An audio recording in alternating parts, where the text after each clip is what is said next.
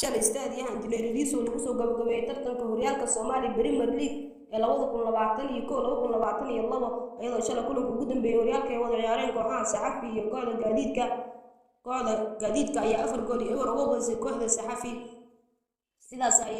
ku qaaday horyaalka Soomaaliya Premier League kooxda Gaadiidka muddo 32 sano kadib iyadoo ugu dambeysay 1968 32 sano kadib ayay ku guuleysatay horyaalka Soomaaliya Premier League kooxda Gaadiidka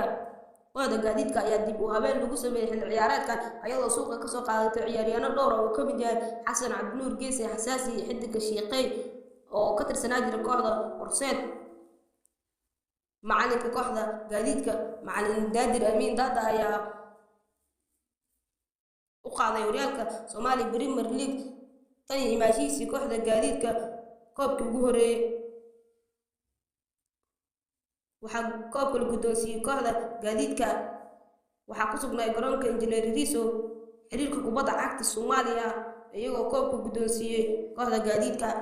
xidigii ugu fiicnaa horyaalka Soomaaliya Premier League intii uu socday waxaa ku guuleystay xidiga Xasan Cabdinuur Geesi Xasaasi halka gool dhalinta horyaalka Soomaaliya Premier League oo qaaday xidiga Xasan Santos